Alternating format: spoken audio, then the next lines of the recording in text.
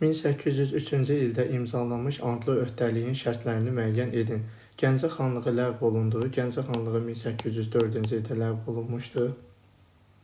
Xəzər dənizində gəmiçiliyin inkişafı nəzərdə tutulurdu. Bu, Georgiyevsk müqaviləsinə əsasən nəzərdə tutulurdu. Deməli, sualın cavabı 3, 4. Çar Balakən cəmaatı Çar xəzinəsinə ipəklə xərac ödəməli idi. Çar Balakəndə Rus qoşunları yerləşdirilməli idi. Cavab C bəndi. Gəncə xanlığı ilə Rus qoşunları arasında baş vermiş döyüş. Gilgil çayı döyüşü Quba xanlığı ilə Rus qoşunları arasında baş vermişdi 1810-cu ildə.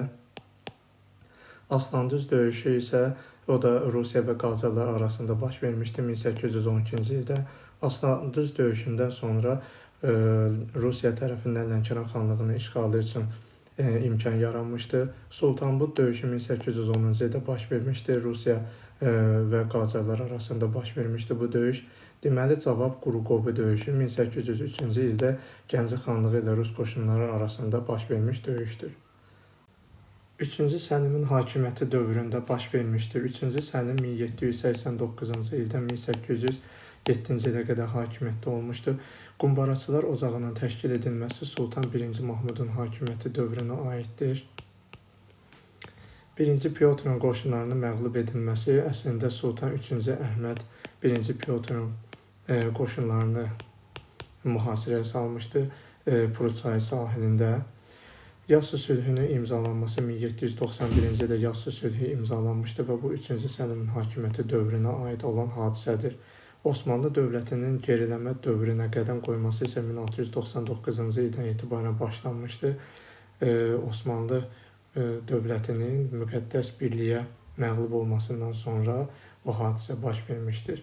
Cavab C bəndi. Eyler-Venn diaqramını tamamlayın. Kürəkçay müqaviləsi, Gülüstan müqaviləsi. Kürəkçay müqaviləsi 1805-ci ildə imzalanmışdı. Gülüstan müqaviləsi 1813-cü ildə imzalanmışdı və hər iki müqavilənin ortaq cəhətini tapaq. Kartli-Kaxetiya çarlığı ləğv olunurdu. 1801-ci ildə Çar 1-ci Aleksandrın manifestinə əsasən bu hadisə baş vermişdir. Rusiya Azərbaycan xanlıqlarının müstəqilliyini tanıyırdı və bu da düzgün bənd deyil. Qacarlar dövləti və Rusiya arasında imzalanmışdı. Kürəkçay müqaviləsi Qarabağ xanlığı ilə Rusiya arasında imzalanmışdı. Gülüstan müqaviləsi isə Qacarlarla Rusiya arasında imzalanmışdır. Deməli, bu bənddə ortaq cəhət ola bilməz. Azərbaycan torpaqlarının bir hissəsi Rusiya hakimiyyətinə keçdi. Cavab D bəndi. Belə ki, Kürəkçay müqaviləsinə görə Qarabağ və Şəki xanlıqları Rusiyanın himayəsinə keçmişdi. Gülüstan müqaviləsinə əsasən Naxçıvan və İrəvandan başqa digər Şimal Azərbaycan xanlıqları Rusiyanın tabeliyinə keçmişdir. Mustafa xanın Rusiyaya qarşı irəli sürdüyü şərtlərə aid deyil, Şərqi Gürcüstanın idarəçiliyinin ona tapşırılması. Cavab A bəndi. Osmanlı dövlətinin zəifləməsinin daxili səbəblərindəndir. Ordu quruculuğunda nöqsanların artması, elm və təhsil sisteminin tənəzzül etməsi Osmanlı dövlətinin zəifləməsinin daxili səbəblərindəndir. Digər bəndlər isə onun, yəni Osmanlı dövlətinin zəifləməsinin xarici səbəbləridir. Cavab B bəndi. Qarabağ və Şəki xanlıqlarının 1805-ci il tarixi üçün oxşar cəhət. Rusiyaya qarşı üsyanların başlanması, belə ki, 1806-cı ildə Şəki xanlığında Rusiyaya qarşı üsyan baş vermişdir. Georgiyevsk müqaviləsinin imzalanması bu hadisə 1802-ci ilə aiddir. Quba xanlığının hücumunun baş verməsi, belə ki, Quba xanlığı Qarabağ xanlığına 1780-81-ci illərdə hücum etmişdir. Şəki xanlığına isə 1768 və 1785-ci illərdə hücum etmişdir. Deməli, sualın cavabı C bəndi.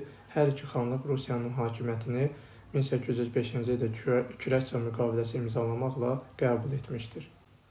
Xronoloji ardıcılığı müəyyən edin. Qarababa döyüşünün baş verməsi 1809, Lənkəran xanlığının Rusiya tərəfindən işğalı 1812, Gəncə xanlığına ləğv olunması 1804-cü ildə baş vermişdir. Deməli, burada cavab 3, 1, 2, yəni D bəndi. 1649-cu ildə Respublika elan edildi. Xəritədə İspaniya, Fransa, İtaliya və İngiltərənin əraziləri rəqəmlərlə işarələnmişdir. 1649-cu ildə respublika elan edilmiş dövlət İngiltərə idi. Cavab B bəndi. Abbas Mirzənin rusları Qarabağdan çıxarmaq planına mane oldu. Aslandüz döyüşündə Qacar qoşununun məğlub olması, belə ki, Aslandüz döyüşü 1812-ci ildə baş vermişdi. Bu döyüşdə Qacar qoşunu məğlub olmuş, ruslar isə Lənkəran xanlığının işğalına imkan qazanmışdı. Qarabağ xanlığının Kürətçən müqaviləsinin imzalanması, belə ki, 1805-ci ildə Qarabağ xanlığı Kürətçən müqaviləsini imzalayaraq Rusiyanın himayəsinə daxil olmuşdur və bu hadisədən sonra Abbas Mirzə Rus qoşunlarını Qarabağdan çıxarmağı qarşısına məqsəd qoymuşdur. Rusların Sultanbund döyüşündə qələbə qazanması 1810-cu ildə Sultanbund döyüşü olmuşdur və burada Rus qoşunları məğlub olmuşdur. Deməli, sualın cavabı C bəndi. Qazaxda başlanan üsyanın uğursuz olması Abbas Mirzənin rusları Qarabağdan çıxarmaq planına mane oldu. Uyğunluğu müəyyən edin. Rusiya-Qacarlar müharibəsi başa çatdı Kürətçən müqaviləsi ilə. Gülüstan və Türkmənistan müqaviləsi ilə Rusiya-Qacarlar müharibəsi başa çatmışdır. Rus işğalından sonra Yelizavetpol adlandırıldı Gəncə xanlığı. Qarababa döyüşündə məğlub oldu Rus ordusu. Deməli, cavab B bəndi. General Sisyanov qətlə yetirildi Bakı yaxınlığında. Uzunmüddətli parlamentin keçirdiyi islahatlardandır.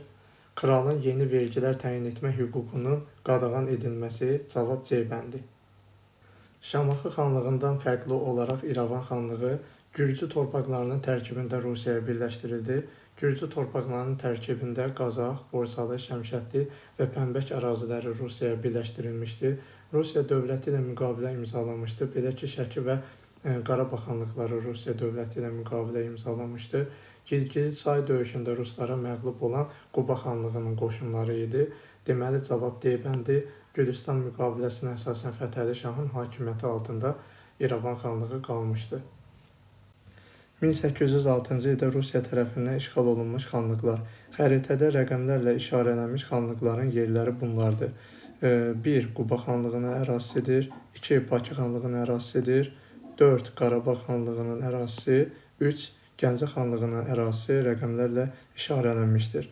1806-cı ildə Rusiya tərəfindən işğal olunmuş xanlıqlar Quba və Bakı xanlığı olmuşdur.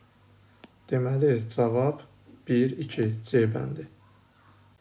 Almaniyada kəndli müharibəsinə rəhbərlik edirdi. Martin Luther Almaniyada reformasiya hərəkatına başçılıq edirdi. Amerigo Vespucci səyyah olmuşdu. Christopher Kolumb da səyyah idi. Thomas Müller Almaniyada kəndli müharibəsinə rəhbərlik edirdi. Cavab B bəndi.